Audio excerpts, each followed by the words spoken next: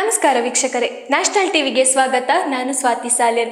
ನಾವು ಪ್ರತಿದಿನ ವಾಹನಗಳಲ್ಲಿ ಓಡಾಡ್ತೀವಿ, ಆದರೆ ಟೋಲ್ ಗೇಟ್ನಲ್ಲಿ ಫೀಸ್ ಅಥವಾ ಶುಲ್ಕವನ್ನು ಕೊಡ್ತೀವಿ.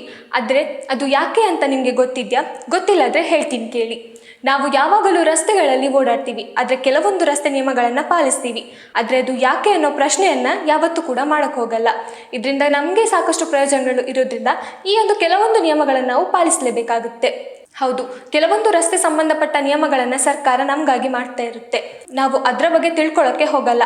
ಹಾಗೆ ಟೋಲ್ ಗೇಟ್ ಯಾಕೆ ಇರ್ಬೋದು, ಅಲ್ಲಿ ಶುಲ್ಕವನ್ನು ನಾವು ಯಾಕೆ ಕೊಡಬೇಕು ಅನ್ನೋ ವಿಚಾರದಲ್ಲಿ ಕೆಲವೊಬ್ಬರಿಗೆ ಈ ವಿಷಯ ಗೊತ್ತಿರುತ್ತೆ, ಇನ್ನು ಕೆಲವರಿಗೆ ಗೊತ್ತಿರಲ್ಲ. ಮೊದಲನೆಯದಾಗಿ, ರಸ್ತೆ ನಿರ್ಮಾಣ ಮತ್ತು ರಸ್ತೆ ನಿರ್ವಹಣೆಗೆ ಹಣವನ್ನು ಸಂಗ್ರಹಿಸಲು ಸರ್ಕಾರ ಅಥವಾ ಈ ಖಾಸಗಿ ಕಂಪನಿಗಳು ಹೊಸದಾಗಿ ಹೆದ್ದಾರಿ ಅಥವಾ ಫ್ಲೈಓವರ್ಗಳನ್ನು ನಿರ್ಮಿಸಲು ಸಾಕಷ್ಟು ಹಣವನ್ನು ಹೂಡಿಕೆ ಮಾಡಿರ್ತಾರೆ.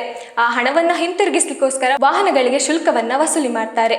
ಎರಡನೇದಾಗಿ, ಒಳ್ಳೆಯ ರಸ್ತೆಯನ್ನು ಕಾಪಾಡಲು. ಹೌದು, ಟೋಲ್ನಿಂದ ಬರುವಂತಹ ಹಣದಿಂದ ರಸ್ತೆಯ ನಿರ್ಮಾಣ, ರಸ್ತೆಯ ಸುರಕ್ಷತೆ, ರಸ್ತೆಯ ಸ್ವಚ್ಛತೆ, ಬ್ಯಾರಿಗೇಡ್ಗಳು ಅಥವಾ CCTV ಮುಂತಾದ ನಿರ್ಮಾಣಗಳ ನಿರ್ವಹಣೆಗೆ ಹಣವನ್ನು ವಸೂಲಿ ಮಾಡ್ತಾರೆ.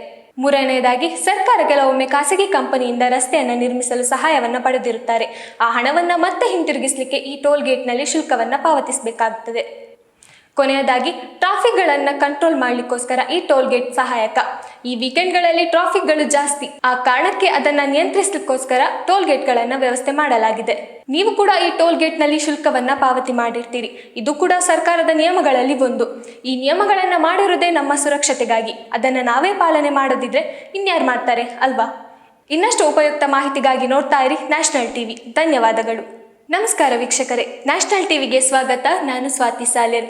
ನಾವು ಪ್ರತಿದಿನ ವಾಹನಗಳಲ್ಲಿ ಓಡಾಡ್ತೀವಿ, ಆದರೆ ಟೋಲ್ ಗೇಟ್ನಲ್ಲಿ ಫೀಸ್ ಅಥವಾ ಶುಲ್ಕವನ್ನು ಕೊಡ್ತೀವಿ. ಆದರೆ ಅದು ಯಾಕೆ ಅಂತ ನಿಮಗೆ ಗೊತ್ತಿದೆಯಾ? ಗೊತ್ತಿಲ್ಲದ್ರೆ ಹೇಳ್ತೀನಿ ಕೇಳಿ. ನಾವು ಯಾವಾಗಲೂ ರಸ್ತೆಗಳಲ್ಲಿ ಓಡಾಡ್ತೀವಿ, ಆದರೆ ಕೆಲವೊಂದು ರಸ್ತೆ ನಿಯಮಗಳನ್ನು ಪಾಲಿಸ್ತೀವಿ. ಆದರೆ ಅದು ಯಾಕೆ ಅನ್ನೋ ಪ್ರಶ್ನೆಯನ್ನು ಯಾವತ್ತೂ ಕೂಡ ಮಾಡೋಕ್ಕೆ ಹೋಗಲ್ಲ.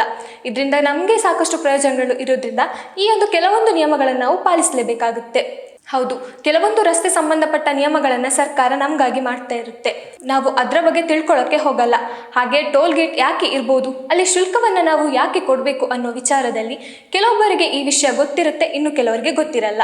ಮೊದಲನೆಯದಾಗಿ, ರಸ್ತೆ ನಿರ್ಮಾಣ ಮತ್ತು ರಸ್ತೆ ನಿರ್ವಹಣೆಗೆ ಹಣವನ್ನು ಸಂಗ್ರಹಿಸಲು ಸರ್ಕಾರ ಅಥವಾ ಈ ಖಾಸಗಿ ಕಂಪನಿಗಳು ಹೊಸದಾಗಿ ಹೆದ್ದಾರಿ ಅಥವಾ ಫ್ಲೈಓವರ್ಗಳನ್ನು ನಿರ್ಮಿಸಲು ಸಾಕಷ್ಟು ಹಣವನ್ನು ಹೂಡಿಕೆ ಮಾಡಿರ್ತಾರೆ. ಆ ಹಣವನ್ನು ಹಿಂತಿರುಗಿಸಲಿಕ್ಕೋಸ್ಕರ ವಾಹನಗಳಿಗೆ ಶುಲ್ಕವನ್ನು ವಸೂಲಿ ಮಾಡ್ತಾರೆ.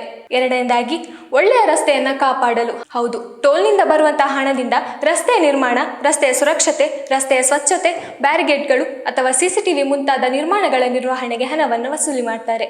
ಮೂರನೆಯದಾಗಿ, ಸರ್ಕಾರ ಕೆಲವೊಮ್ಮೆ ಖಾಸಗಿ ಕಂಪನಿಯಿಂದ ರಸ್ತೆಯನ್ನು ನಿರ್ಮಿಸಲು ಸಹಾಯವನ್ನು ಪಡೆದಿರುತ್ತಾರೆ. ಆ ಹಣವನ್ನು ಮತ್ತೆ ಹಿಂತಿರುಗಿಸಲಿಕ್ಕೆ ಈ ಟೋಲ್ ಗೇಟ್ನಲ್ಲಿ ಶುಲ್ಕವನ್ನು ಪಾವತಿಸಬೇಕಾಗುತ್ತದೆ. ಕೊನೆಯದಾಗಿ, ಟ್ರಾಫಿಕ್ಗಳನ್ನು ಕಂಟ್ರೋಲ್ ಮಾಡಲಿಕ್ಕೋಸ್ಕರ ಈ ಟೋಲ್ ಗೇಟ್ ಸಹಾಯಕ. ಈ ವೀಕೆಂಡ್ಗಳಲ್ಲಿ ಟ್ರಾಫಿಕ್ಗಳು ಜಾಸ್ತಿ, ಆ ಕಾರಣಕ್ಕೆ ಅದನ್ನು ನಿಯಂತ್ರಿಸಲಿಕ್ಕೋಸ್ಕರ ಟೋಲ್ ಗೇಟ್ಗಳನ್ನು ವ್ಯವಸ್ಥೆ ಮಾಡಲಾಗಿದೆ. ನೀವು ಕೂಡ ಈ ಟೋಲ್ ಗೇಟ್ನಲ್ಲಿ ಶುಲ್ಕವನ್ನು ಪಾವತಿ ಮಾಡಿರ್ತೀರಿ. ಇದು ಕೂಡ ಸರ್ಕಾರದ ನಿಯಮಗಳಲ್ಲಿ ಒಂದು. ಈ ನಿಯಮಗಳನ್ನು ಮಾಡಿರೋದೇ ನಮ್ಮ ಸುರಕ್ಷತೆಗಾಗಿ. ಅದನ್ನು ನಾವೇ ಪಾಲನೆ ಮಾಡದಿದ್ರೆ ಇನ್ಯಾರು ಮಾಡ್ತಾರೆ ಅಲ್ವಾ? ಇನ್ನಷ್ಟು ಉಪಯುಕ್ತ ಮಾಹಿತಿಗಾಗಿ ನೋಡ್ತಾ ಇರಿ ನ್ಯಾಷನಲ್ ಟಿವಿ. ಧನ್ಯವಾದಗಳು.